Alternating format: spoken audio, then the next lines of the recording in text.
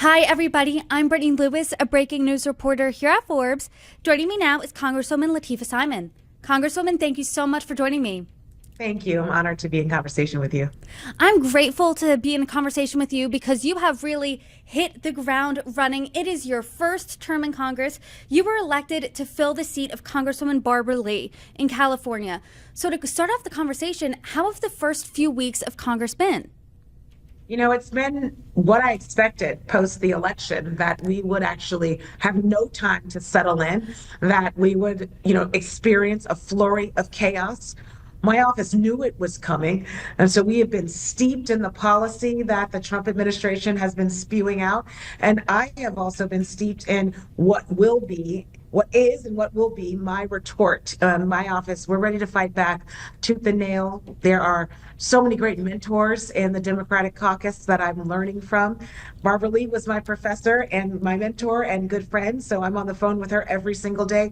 I'm here to serve our folks, to tell the truth, to be in district, which I'm going to be in district every week. This is the place where I need to be in the United States Congress for this fight. Frankly, I was surprised you made the interview not only on time, but early, because I saw a video of you at the Department of Education earlier today. So when you're talking about you're ready to fight back, you're ready to retort, what are some of those priorities you have right now?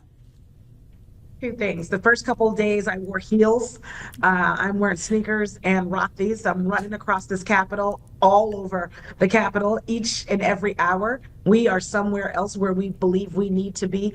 Listen, my number one priority in this trifecta, the Republican trifecta, is to serve the good people, the 800,000 plus folks in California's 12th district. Last week, I had a whole work week on the ground. I took Whip Kaplan Clark through our children's hospital with it's a brilliant ICU. They have a NICU. They have a state-of-the-art burn center.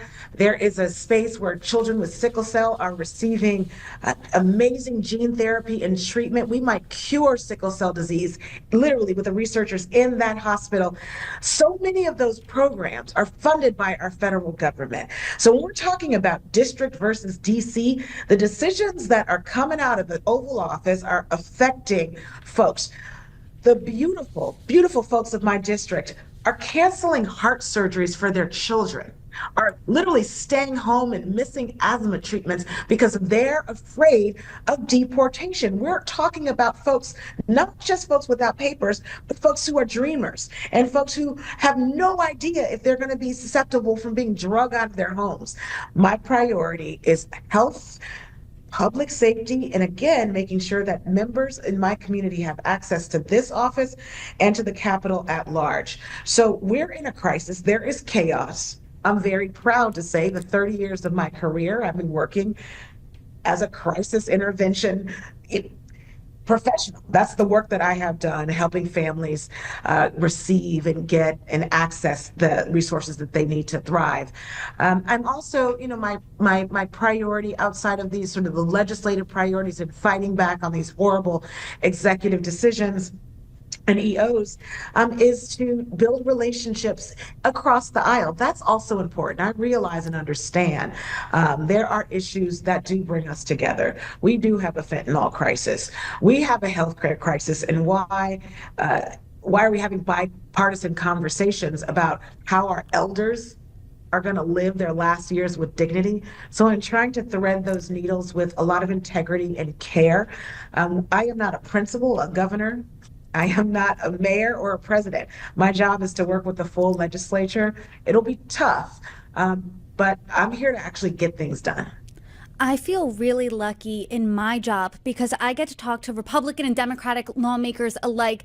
And it seems like when both parties are laying out what problems Americans are facing, they pick a lot of the same problems. And obviously, the solutions to get there are vastly different, Yes. but everyone can identify very similar problems. So, Yep. what do those conversations you have with Republicans look like, especially because, as you mentioned, Republicans do control all levers of the government right now, but they only have a slim majority in the House? Listen, the conversations that I have been having since day one, actually before I got sworn in freshman orientation, and I will continue to tell not only the stories of my constituents, but my own story. I'm a widow. I buried my husband about It's been about 11 years, some of the darkest years of my life. He had cancer, a very, very rare form of leukemia.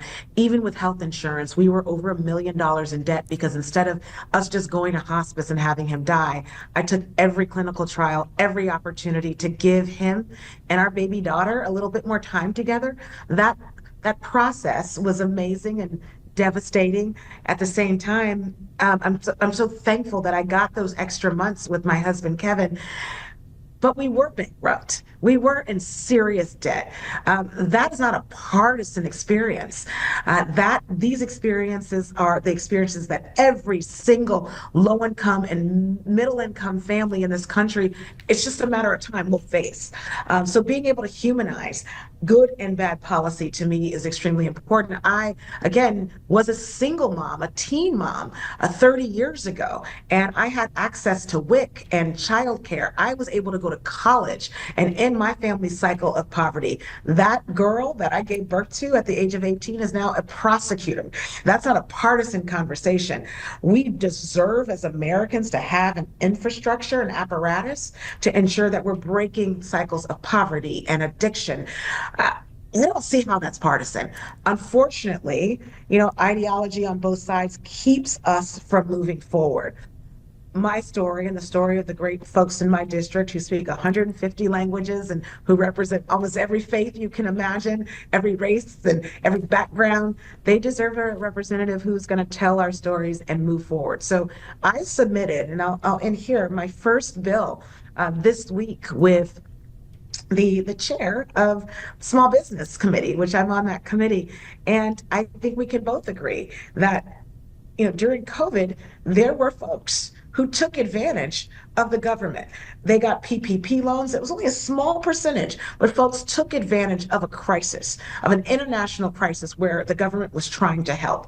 Well, listen, we know that crises will come and they will go. Moving forward, if should our bill be successful, we can agree that criminals who stole from our government, who have taken advantage of the Small Business Administration, should not get those resources should they need resources in the future. The good people of America who own our supermarkets, our small dry cleaners, our folks who are holding up the backbones of our community, they will need those resources. I'm excited that bill has bipartisan support. Again, it's about getting things done and fueling resources into our communities and holding people accountable when they take advantage. So I'm here to work. I always love starting conversations when they are about bipartisanship because that's just a great way to bridge Republicans and Democrats, Democrats and Republicans, everyone on the political spectrum. But I do now want to turn to things that maybe aren't so bipartisan. Those are Donald Trump's actions since January 20th, since he began his second term. He started with a flurry of executive orders, many of them focusing on immigration and border security. Trade wars with our allies were almost started and paused. One was even started with China. And the president has made a flurry of different expansionist comments, including floating the idea of reclaiming the Panama Canal, buying Greenland, Canada becoming the 51st state, and the United States taking over Gaza. It hasn't even been 3 weeks yet in Donald Trump's second term. What are your thoughts on the administration's first actions? Imaginable reality. The commander-in-chief of the United States is purporting that we enter fully into a combat zone.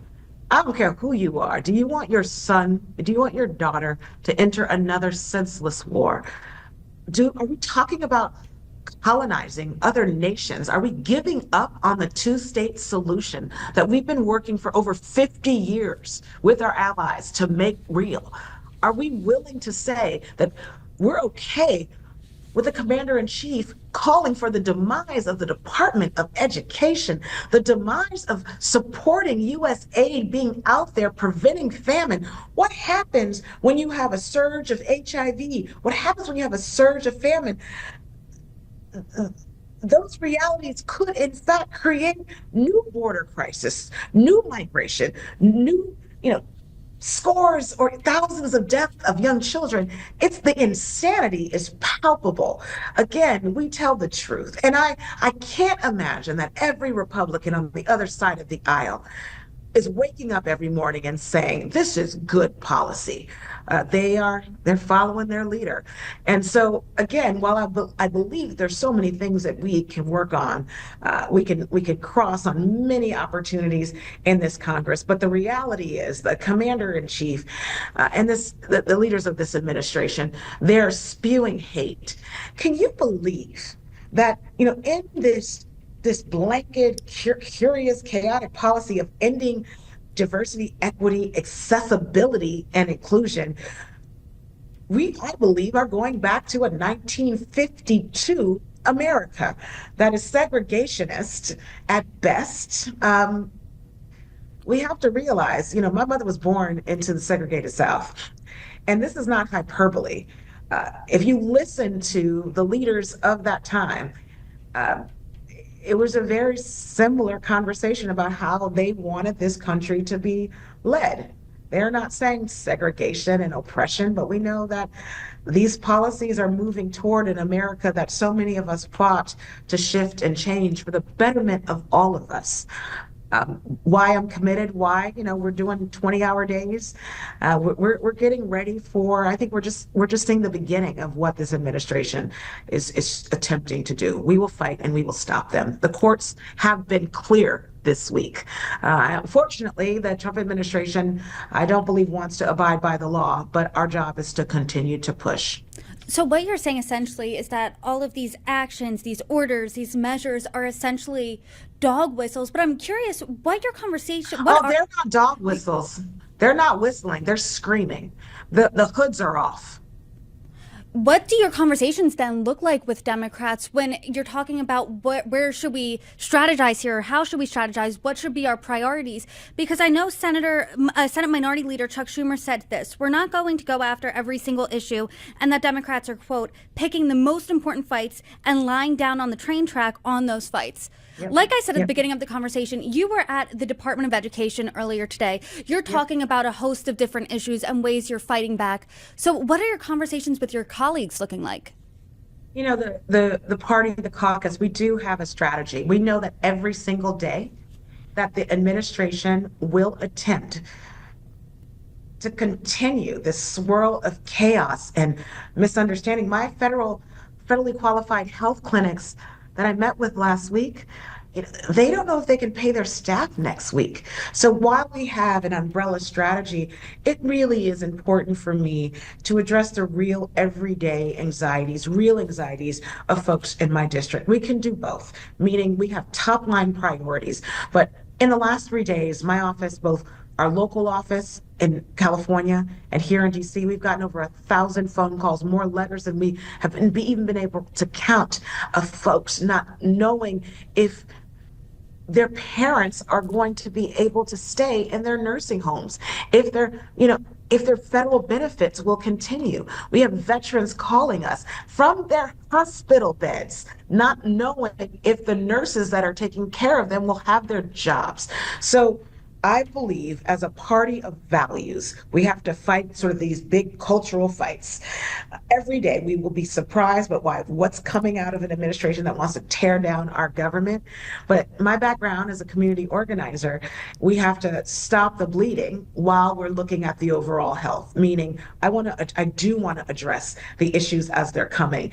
And I will stand with my party leadership behind every dais to make sure that folks are clear that they should not think as a party that they can attack Social Security, that they can attack our health care, they can attack childcare, the very social safety nets that bind us together, that we are a country of immigrants, that we are a country that stands by what is engraved on the Statue of Liberty. We will uphold those democratic priorities. They're more than partisan priorities. We just have to remind our folks every day what we're doing. I think it's a tough dance, but again, we're in a crisis, and every member of our party is reaching out to their constituents in the ways that work best for their constituents. But I'm proud of our party leadership, and I agree that we have to be strategic and thoughtful, and we also have to make real that these anxieties on the ground are real. I think your perspective here is incredible, especially because Democrats lost in the election in November. You won, though. You're a Democrat coming in now. And in my conversations with Democrats from November on, a sentiment was, hey, the party feels rudderless. Hey, the party feels like we're going through an identity crisis. A, do you feel that way? And B, what do you see as the future of the Democratic Party? I don't feel like we're going through an identity crisis. And frankly, you can't just love this country and your government when you win, right? We are in the midst of what democracy is, and we have to hold on to it. While again, the American experiment is very young. I know that as someone who loves history and who deeply understands what the framers' intent was. Why you have three, our system is clear. Should it stand in this moment? Our judicial system, our legislative branch, our executive branch, will we make it through this moment? I don't feel like we're going through an identity crisis. What I feel like, what I know is the hate and the lack of trust that folks have for folks in power is very real. And so the results of the election, it told us that folks are struggling and dying to survive, and they want somebody to see them. They want somebody to understand who they are. And so while we have been talking about the values that hold true to this democracy, our people want us in the streets with them, in front of their hospitals and in front of, again, their care facilities and their schools, saying, I see you, I hear you. I'm one of the few members of Congress who was a teen mother who had WIC and who had to stand at the grocery store checkout and put back groceries, right? So we're here. The diversity of America actually sits in the Democratic Party. We need the time and the space to be in the kitchen table rooms in the kitchens, in the living rooms of all of our folks. We have to gather our stories and fight with the ammunition of love and democracy. I'm confident, one, that I'm in the right party and our values are American values. And we're working so hard. Hakeem Jeffries, our leader of our party, has been touching down with members every day, ensuring that we have what we need to be great messengers in this moment of chaos.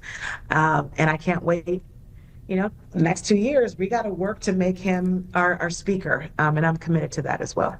I know you said earlier in the conversation you traded in your heels for more comfortable shoes because you're working 20 hours a day here.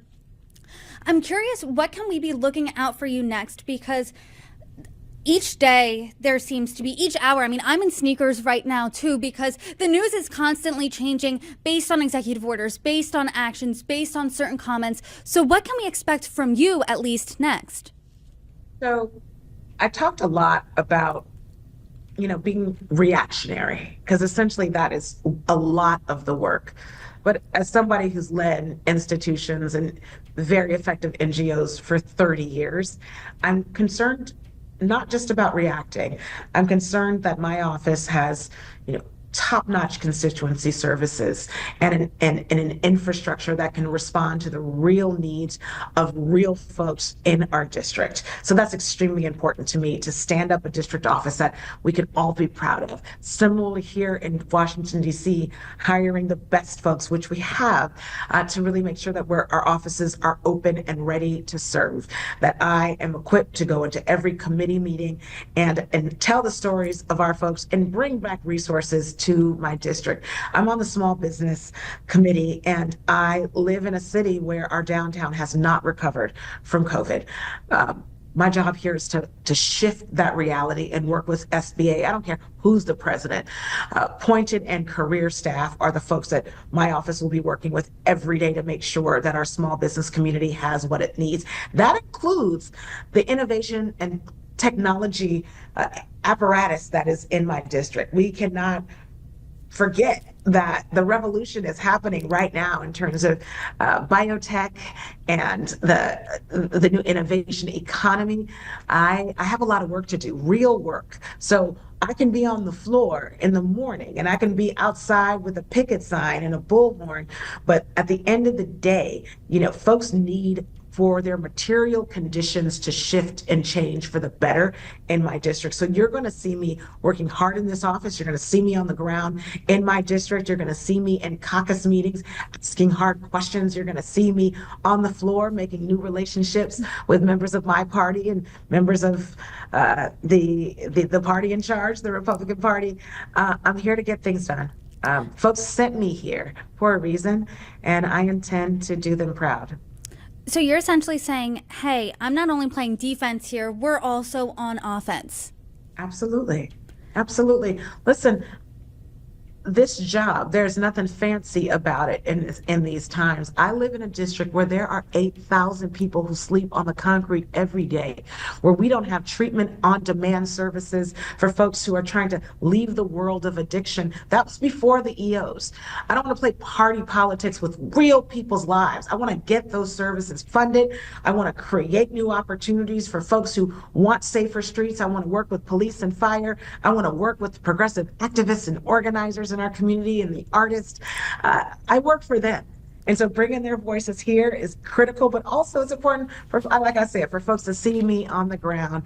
I'm a quick learner. I am a budget hawk. I have a master's in public administration. I've had that bullhorn in my closet as an organizer for years, but I decided almost 10 years ago that my job was going to be head down, working in government, again, to make these places more accessible. That's what I'm here to do. Congresswoman, I really appreciate the conversation today, the opportunity to get to know you a little bit better. And I hope as we see different action come out from the White House, from Congress, from the Senate even, if you can come back on and join me and break it down. Congresswoman, you are welcome back anytime. Thank you so much. You're amazing. Thank you so much. Can't wait to talk again.